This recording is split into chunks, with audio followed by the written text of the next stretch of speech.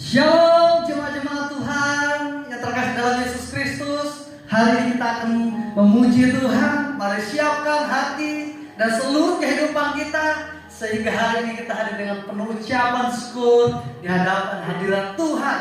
Sebab kasih Tuhan tidak pernah berkesudahan dalam kehidupan kita. Mari kita memuji Tuhan. Haleluya. Ini pujian kami Tuhan. Kami mau pujian Kau.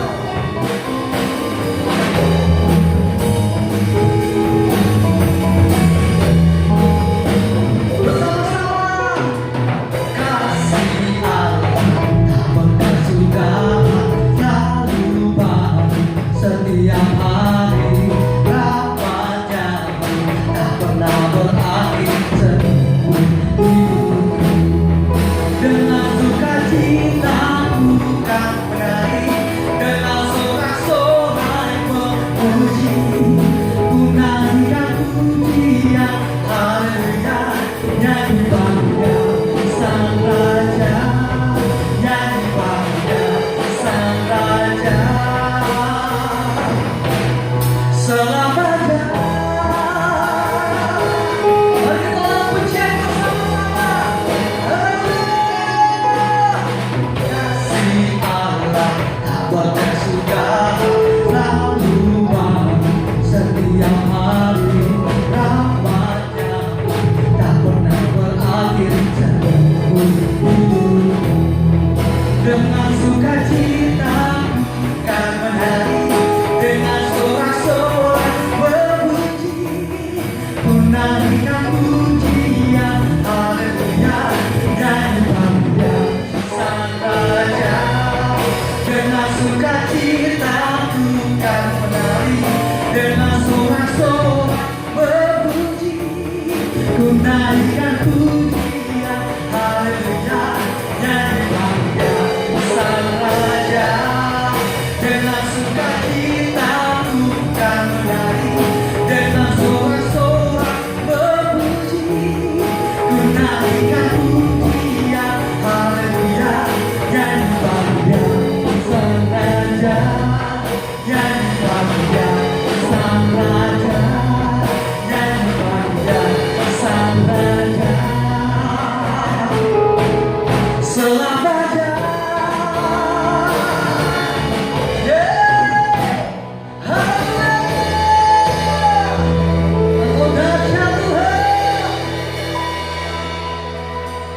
Kita akan mendengarkan firman Tuhan.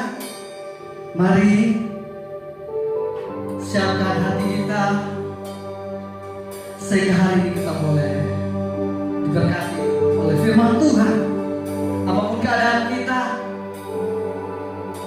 kita yakin dan kita percaya bahwa Tuhanlah sumber kekuatan dan pengharapan kita.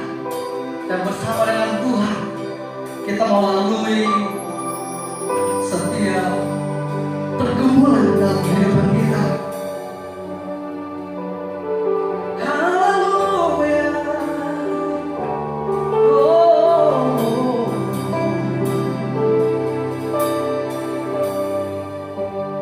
Bersama-sama katakan.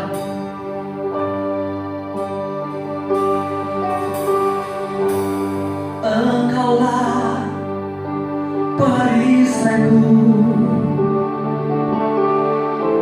sangat pada hidup menerpaku. Firman-Mu di dalamku terangkan jiwaku.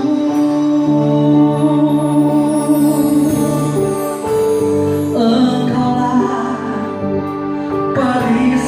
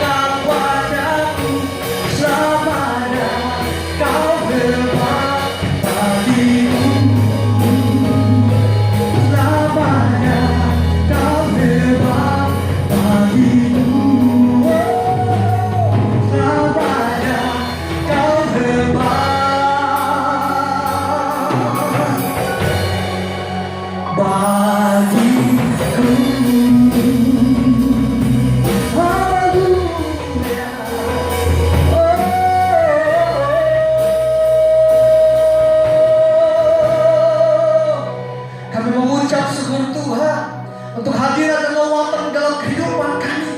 Sehingga hari ini Bapa, kami dapat kesempatan untuk bersekutu dengan Engkau, memuji menyembah Engkau dalam kehidupan kami.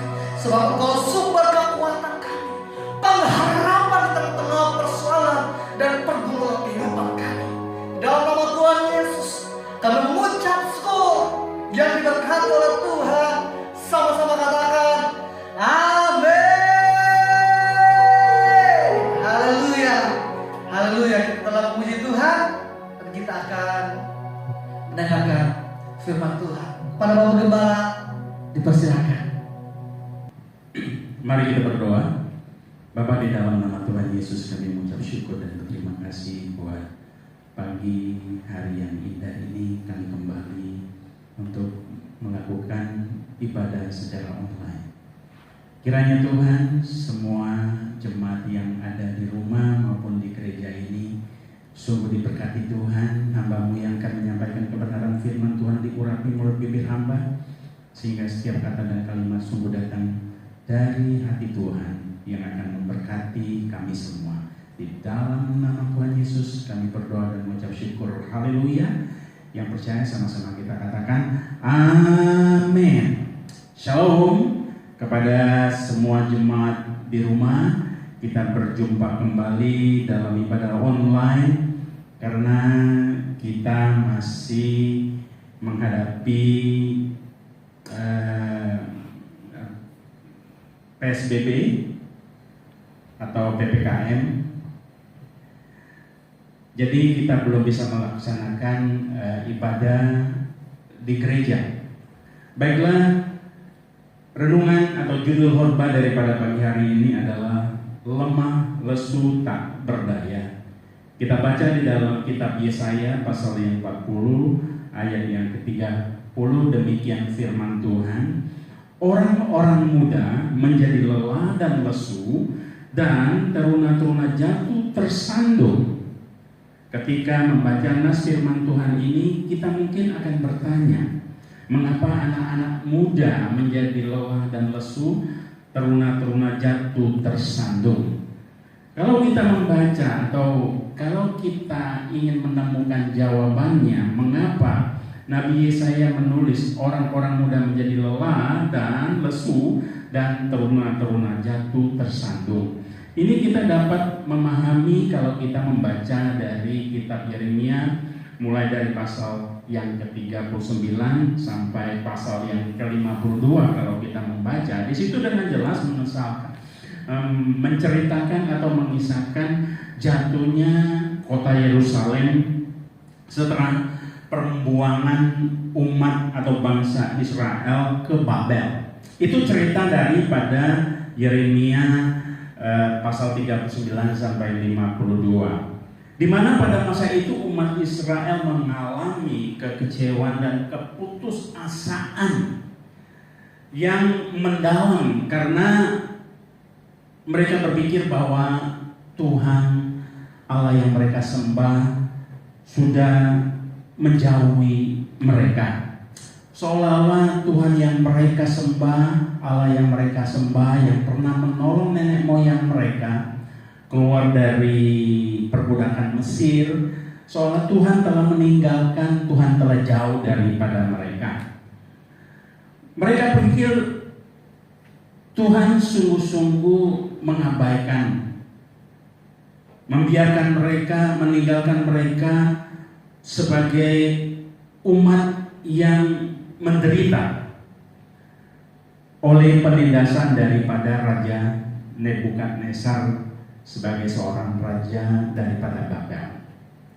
Sebetulnya kalau kita membaca dari firman Tuhan Yeremia pasal 39 ayat dan seterusnya sampai pasal yang 52, kita melihat bagaimana kekecewaan daripada bangsa Israel atau umat Israel pada waktu itu, sehingga mereka mengalami suatu tekanan yang luar biasa. Mereka menjadi lesu, lemah, lesu, dan teruna-teruna anak-anak mereka tersandung jatuh. Hal ini sebagai sesuatu yang mengakibatkan karena mereka berperasaan, berpikiran bahwa Tuhan menjauhi mereka. Nah, yang menjadi pertanyaan kita, apakah betul, apakah benar Tuhan meninggalkan umatnya Israel? Jelas jawabnya tidak. Dalam situasi dan kondisi yang tidak stabil itulah Nabi Yesaya juga ikut dibuang sebetulnya di Babel, yang telah mengingatkan bangsa ini semua yang mereka alami, penindasan, mereka dipaksa untuk bekerja rodi di Babel. Semua ini bukan karena Tuhan meninggalkan mereka. Nabi Yesaya mengingatkan semua ini adalah perilaku daripada bangsa itu sendiri yang telah meninggalkan Tuhan sebetulnya. Mereka telah menyakiti hati Tuhan. Mereka telah mendua hati. Mereka berselingkuh, menyembah berhala-berhala, memberikan persembahan kepada ilah-ilah lain. Hal inilah yang menyebabkan Allah cemburu dan murka kepada bangsa Israel yang tak tahu diri, yang mereka sebetulnya sudah ditolong, sudah dikasihkan, artinya berkat yang sangat luar biasa. Kita melihat bagaimana Tuhan memberkati bangsa Israel pada waktu Tuhan membebaskan bangsa Israel dari perbudakan Mesir. Mereka dibentuk Tuhan, mereka dituntun oleh Tuhan di padang pasir selama 40 tahun. Di situ penyertaan sangat luar biasa, pernyataan Tuhan. Tuhan kasih mana, Tuhan kasih burung puyuh, terus Tuhan juga pada malam hari memberikan tiang api, pada waktu siang hari Tuhan memberikan tiang awan untuk melindungi bangsa Israel dari sengatan matahari. Pada waktu kegelapan mereka dikasih tiang api, artinya terang benderang pada kegelapan. Penyertaan Tuhan sangat luar biasa. Inilah yang membuat bangsa Israel tidak tahu diri, sehingga kejatuhan mereka akibatnya jatuh, Yerusalem jatuh, dan mereka dibuang di Babel bukan karena Tuhan sudah menjauh mereka, karena memang ketidaksetiaan daripada bangsa Israel itu sendiri.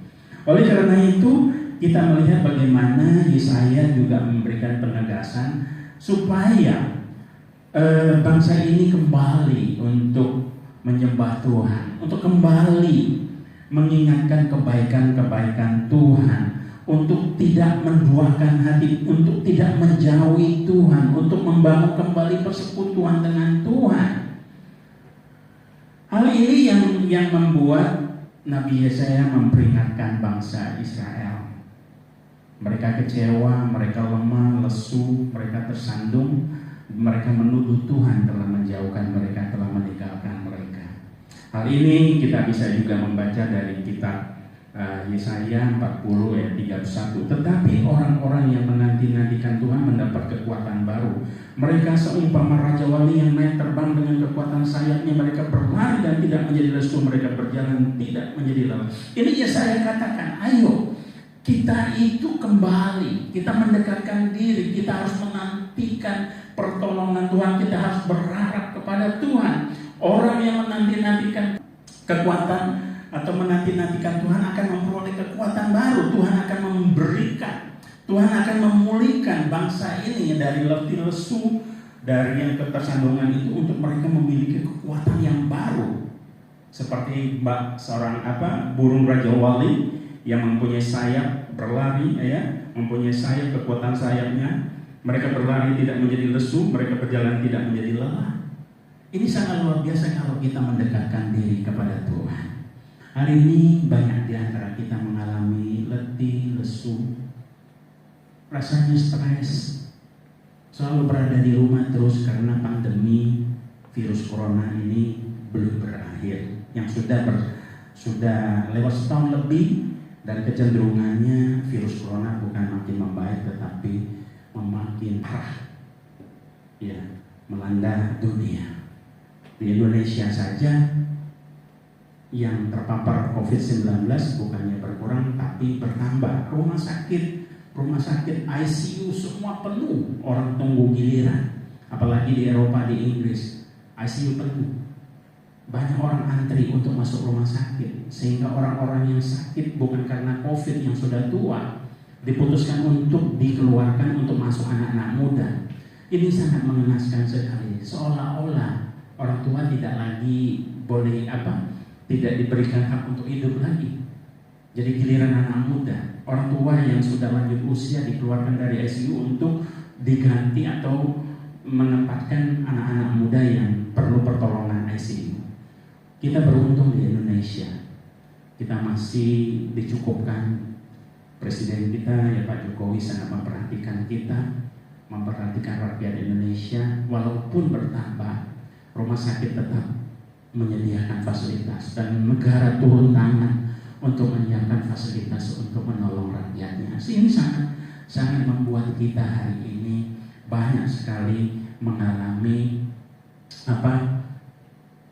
kelemahan, lesu, rasanya berbeban berat, stres di rumah. Kenapa? Karena kita ini adalah makhluk sosial yang harus selalu bertemu dengan individu-individu sosial, atau kita harus selalu bersilaturahmi. Kita bayangkan kita adalah makhluk sosial yang hanya tiap hari di rumah mengurungkan diri. Pasti banyak orang stres, dan teman-teman saya telepon, John, aduh saya sudah stres, nggak bisa ketemu teman, tidak bisa lagi kita hang out, kumpul ngobrol. Tapi kadang-kadang ketemu juga sekali-sekali, tapi tidak makan, tidak itu, tapi jarak hanya beberapa orang. Tapi ini tidak bisa dilakukan terus-menerus karena di mana-mana zona merah, keadaan makin gawat. Memang untuk sementara waktu kita harus bersabar sejenak sampai vaksin yang dicanangkan pemerintah ini merata, semua rakyat Indonesia mendapat vaksin sehingga mendapat kekebalan tubuh. Akhirnya mata rantai dari virus corona bisa diputuskan. Ini harapan dan doa kita semua. Mari kita menanti-nantikan Tuhan sehingga kita mendapat kekuatan baru. Kita mendapat pertolongan Tuhan, kekuatan sehingga kita berlari. Mau di rumah, apapun kita tidak menjadi lesu, kita tidak menjadi lelah, kita tetap semangat karena kita tahu kita bersama Tuhan. Kita dapat menanggung segala perkara. Terus dikatakan di Yeremia 40:10, mereka tidak remuk hati sampai kepada hari ini, mereka tidak takut dan tidak mengikuti Tauratku dan ketetapanku yang telah kuberikan kepadamu dan kepada nenek moyangmu. Bangsa Israel atau Yehuda tak henti-hentinya menyakiti hati Tuhan, walaupun sudah diingatkan oleh Nabi Yesaya. Mereka tidak percaya. Mereka masih berpikir bahwa Tuhan tidak dekat dengan mereka. Mereka berpikir Tuhan tidak peduli dengan mereka, sehingga mereka tetap tidak remuk hati. Walaupun telah diperingatkan oleh Tuhan, mereka tidak mau mendengar Taurat Tuhan, tidak mau mendengar kebenaran firman Tuhan yang telah disampaikan oleh Nabi Yesaya. Oleh karena itu, mereka tidak melakukan apa yang diperintahkan Tuhan. Mereka selalu menyakiti hati Tuhan. Istilah menyakiti hati Tuhan dipakai adalah mendukakan Roh Kudus, mendukakan hati Tuhan. Kenapa? Mereka menjadi musuh Tuhan. Mereka sendiri berperang melawan Tuhan karena mereka menggerutu. Bangsa Israel ini adalah bangsa yang tidak tahu berterima kasih, bangsa yang tidak tahu bersyukur, yang hanya bisa mengeluh dan menggerutu, maunya enak untuk memenuhi keinginan daging mereka. Kita melihat bagaimana Tuhan itu murka terhadap bangsa Israel sehingga mereka dibuang di Babel. Sehingga di Babel mereka menjadi budak, kerja rodi, kerja paksa. Mereka menderita. Sama sepertinya pada waktu nenek moyang mereka menderita menjadi budak di Mesir. Nah, saya mempunyai testimoni 15 tahun yang lalu. Ada satu teman saya, atasan saya, yang mempunyai jabatan cukup tinggi, menjadi CEO di ASEAN, gitu ya. Bukan hanya di Indonesia, kalau di Indonesia kebetulan saya yang pegang. Nah, dia sangat terketemu, dia sangat degil dan dia sangat sombong, sama dengan bangsa Israel. Kalau lagi enaknya dia sombong, dia menjauhi Tuhan, hidup seenaknya, tidak bergaul dengan Tuhan. Nah, teman saya ini adalah orang yang sangat sukses, tetapi dia tidak bergaul dengan Tuhan, dia tidak percaya ada Tuhan. Dia katakan life in my hand, sementara saya katakan life in God's hand. Dia merasa dia paling hebat, dia fly too high. Begitu dia jatuh, rasanya sakit. Dan saya ingatkan dia, kita perlu Tuhan. Dia katakan, hidup ini tergantung dari saya. Hidup ini tergantung dari kita manusia. Kalau kita mau berhasil, kita yang menentukan. Saya katakan betul. Kalau kita mau berhasil kita harus kerja keras. Tapi yang menentukan keberhasilan semua itu adalah Tuhan. Karena Tuhan turut bekerja dalam segala sesuatu untuk mendatangkan kebaikan bagi mereka yang mengasihi Dia, yang terpanggil sesuai dengan rencana Tuhan. Nah, kalau kita ini mengasihi Tuhan, kita tidak boleh bermalas-malas, yang tidak boleh berpangku tangan. Kita harus bekerja dan bekerja. Kalau kita bekerja, Tuhan turut bekerja. Kalau orang Tuhan tidak akan bekerja dengan turut bekerja dalam segala sesuatu bagi orang yang malas, hanya tidur dan tidak mau bekerja. Inilah yang kita pelajari, bahwa kita tidak boleh sombong, kita tidak boleh merasa diri jauh lebih hebat. Di saat kita mendapat posisi yang lebih tinggi, kita tetap harus rendah hati, kita humble, kita tak percaya bahwa kita bisa duduk, kita ada sebagaimana kita ada, kita bisa seperti hari ini, kita bisa berhasil semuanya karena kasih anugerah Tuhan. Amin. Nah, oleh karena itu teman saya ini jatuh satu saat, jatuh. Dia betul-betul jatuh dan dia di fire, artinya diputus kerja oleh direktur pada waktu itu. Nah, pada waktu farewell party dia menyesali. Dikatakan, Johnny, betul apa yang kamu katakan. Saya terbang terlalu tinggi, I fly too high. Saya tidak mendengar apa yang kamu katakan. Saya jauh daripada Tuhan. Tapi penyesalan terlambat. Hari ini dia tidak lagi menjadi orang yang seperti dulu hebatnya di perusahaan yang kecil. Tapi ini mengingatkan kita betapa dalam hidup ini kita memerlukan pertolongan Tuhan. Betapa perlunya kita kepada Tuhan. Seberapapun hebatnya kita.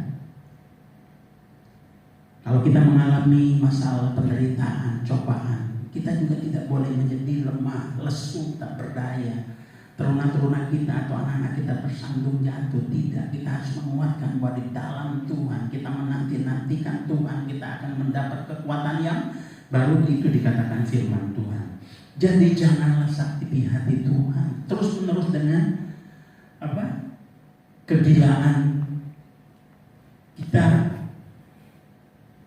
yang dengan kedegilan hati tidak mau mendengar firman Tuhan, kita tetap selalu berbuat jahat. Padahal Tuhan telah mengasihi kita, telah mengasihi saudara dan saya. Dia rela mati di atas kayu salib untuk menebus segala dosa kita. Itu betapa kasih Allah begitu besar. Tapi nyatanya banyak di antara kita hari ini sama seperti bangsa Israel, tegar tengkuk, dekil hati, tidak mau berubah walaupun sudah diingatkan firman Tuhan. Telah dinasihati oleh firman Tuhan, terus kita dekil hati, menyakiti hati Tuhan. Nah, orang-orang seperti ini adalah orang-orang yang paling dibenci Tuhan. Orang-orang sini, orang-orang seperti ini tidak mungkin Allah turut bekerja dalam segala sesuatu apa yang dikerjakan. Banyak dari antara mereka selalu gagal dan gagal dan gagal. Nah, di masa pandemi ini kita banyak mengalami kesulitan dan kesusahan. Apakah kita harus kecewa? Kita bilang Tuhan telah meninggalkan kita. Pandemi yang terjadi sekarang bukan karena Tuhan menghukum umat manusia. Kalau ujian Tuhan izinkan terjadi semua karena ulah manusia. Karena manusia memang banyak sekali berbuat kesalahan. Karena banyak lagi manusia di dunia ini tidak mendekatkan diri kepada Tuhan. Mereka begitu merasa mereka sudah hebat. Zaman begitu maju. Mereka sudah bisa naik pergi ke bulan yang selama ini menjadi impian, tetapi nyatanya teknologi begitu luar biasa. Nah, kemajuan teknologi sebetulnya Tuhan sudah firmankan, segala sesuatu ada masanya. Ada masa zaman batu, masa ini sampai zaman sebegitu luar canggihnya. Karena Tuhan memberikan kita otak yang sangat luar biasa kepintarannya. Tapi semua itu kita harus kembali, tidak menjadi sombong kepada Tuhan, menjauhi Tuhan apalagi. Hal inilah yang membuat bangsa Israel dibuang di Babel. Dan berikutnya, siapakah orang-orang yang merasa lesu dan siapakah orang yang merasa lelah? Apakah ciri-ciri orang yang lesu, yang lelah, yang menyakiti hati Tuhan adalah orang-orang yang pertama adalah orang yang memiliki hati yang keras, orang yang tidak remuk hati. Apapun masalah, apapun yang sudah ditegur oleh kebenaran firman Tuhan. Bagaimana Nabi saya mengingatkan Taurat Tuhan kepada bangsa Israel, tapi mereka memang degil, masih keras hati, tidak remuk hati. Dinasehati, ditegur atau diperingatkan oleh Tuhan, mereka tetap mengabaikan mengabaikan suara daripada Roh Kudus, mengabaikan peringatan daripada Nabi Yesaya yang dipakai Tuhan untuk mengingatkan bangsa Israel pada waktu itu. Mereka adalah bangsa yang gagal tegar tengkuk, keras hati, dan dikatakan dalam firman Tuhan mereka tidak remuk hati. Artinya mereka tidak tersentuh sedikit pun oleh nasihat daripada Nabi Yesaya. Kedua, ciri-ciri orang yang menyakiti hati Tuhan sehingga mereka menjadi orang yang jauh daripada Tuhan, mereka menjadi lesu, lemah, tak berdaya. Itu adalah karena orang yang hidup dalam hawa nafsu dosa, sekalipun tahu kebenaran. Ada banyak orang hari ini hidup dalam cengkeraman dosa, sekalipun mereka mengetahui kebenaran. Sadar akan dosa-dosa, tetapi tidak memiliki keinginan untuk melepaskan dari belenggu dosa. Mereka sadar bahwa dosa itu menyakiti hati Tuhan, tetapi mereka tak berdaya untuk melepaskan dan tidak mempunyai keinginan, tidak ada perjuangan untuk menanggalkan semua perbuatan dosa yang menyakiti hati Tuhan. Dan yang ketiga, ciri yang ketiga, orang yang menjauhi Tuhan, hidup dalam kedagingan, yang mengejar kepuasan hawa nafsu karena dorongan kuat untuk hidup dalam kedagingan sehingga meninggalkan Tuhan dan hanya percaya kepada kelakuannya sendiri, percaya hanya kepada kenikmatan dunia. Mereka mengejar hawa nafsu, mereka mengejar untuk memuaskan kedagingan. Sementara kadang-kadang kita diajar untuk, kalau kita mau menjadi murid Tuhan, kalau kita mau menjadi pengikut Tuhan, hendaklah kita memikul salib dan menyangkal diri. Bagian dari menyangkal diri adalah kita menyalip kedagingan kita. Semua kita ingin hidup enak, semua kita ingin hidup bebas, tapi ada rambu-rambu yang harus kita patuhi. Itu firman Tuhan. Dan yang keempat, orang yang benar-benar tidak pernah bersyukur di dalam hidup ini. Bangsa Israel adalah bangsa yang tidak bersyukur karena pertolongan Tuhan. Mereka begitu luar biasa dipelihara Tuhan. Tetapi apakah bangsa Israel bersyukur? Di saat mereka mengalami penderitaan masalah, mereka menuduh Tuhan telah menjauhkan mereka. Tuhan tidak peduli. Berapa banyak di antara kita, di saat kita senang, terus kita diberkati Tuhan, kita lupa kepada Tuhan. Kita tidak bersyukur, kita tidak datang untuk menyembah Tuhan, untuk memberikan yang terbaik kepada Tuhan. Di saat kita mengalami masalah seperti hari ini, ada banyak orang mengeluh, ada orang banyak berseru kepada Tuhan. Mereka pikir Tuhan tidak peduli. Saya mau katakan, Tuhan sangat peduli. Tapi yang menjadi persoalan adalah kita itu sendiri. Apakah kita telah berdoa dengan tidak jemu-jemu? Apakah kita dengan sabar menantikan pertolongan Tuhan? Karena segala sesuatu ada masanya. Adalah masa waktunya Tuhan. Mari dengan kebenaran firman Tuhan pagi hari ini, kita yang masih mengalami, kita masih menghadapi pandemi virus corona, kita harus tetap bersabar. Kita harus jaga protokol kesehatan. Kita harus membatasi diri untuk menahan sejenak, untuk tidak bertemu dengan orang-orang yang mungkin dapat membahayakan keluarga kita. Tapi bukan berarti kita tidak boleh keluar, tetapi kita harus menjaga protokol kesehatan yang telah dicanangkan oleh Pemprov DKI. Kita keluar harus pakai masker, cuci tangan, ya, dan jaga jarak untuk tidak saling berdekatan. Dan jangan makan bersama kalau perlu, kan memang sangat bahaya. Kita telah menjaga diri, telah melakukan ke protokol kesehatan, kadang-kadang itu pun tidak menjamin, apalagi tidak melakukannya. Kalau bawa sendiri, kalau pakai masker, cuci tangan, semuanya jaga, pokoknya kebersihan, tetapi tetap kena. Kenapa? Pada waktu makan lupa, jarak tidak dijaga, nah itu droplet jatuh. Orang yang kita hadapi, yang dekat dengan kita nggak tahu dia sudah terinfeksi, dia adalah carrier. Atau kita setelah kita pulang, satu keluarga semua kena pada waktu itu. Satu keluarga Pangbala kena semua. Yang virus itu Pangbala, pipi kena, Fresia kena, Kera kena, semua kena, Sari kena, semua kena. Lu bisa bayangkan pada waktu itu stresnya luar biasa. Tapi dalam keadaan begitu, Pangbala tidak meninggalkan Tuhan. Berlutut di hadapan Tuhan, mohon ampun kepada Tuhan, minta pertolongan, penyertaan Tuhan, diberikan kekuatan sehingga dalam relatif singkat Pangbala bisa recovery dan boleh pulang sampai hari ini. Tapi tetap harus menjaga diri di dalam nama Tuhan Yesus. Firman Tuhan yang singkat ini bisa memberkati kita semua. Mari kita berdoa. Bapa, di dalam nama Tuhan Yesus, terima kasih atas kebenaran firman Tuhan pagi hari ini. Biarlah kebenaran firman Tuhan ini sungguh-sungguh menjadi remah dan mendarat di setiap hati umat Tuhan, sehingga kami memiliki kekuatan, kami dimerdekakan dengan kebenaran firman ini, sehingga kami tidak perlu takut dalam menghadapi hidup ini. Pandemi boleh ada, virus ada di mana-mana, tapi kami tetap harus menjaga diri dan kami tahu perlindungan Tuhan sungguh nyata di dalam kehidupan kami. Di dalam nama Tuhan Yesus kami tak berdoa dan mengucap syukur. Haleluya. Yang percaya sama-sama kita katakan amin. Beri kemuliaan buat Tuhan. Kita akan segera mengakhiri ibadah kita pada hari ini. Dan mari bersama-sama kita nyanyikan pujian kita. Kami memuji kebesaran Tuhan.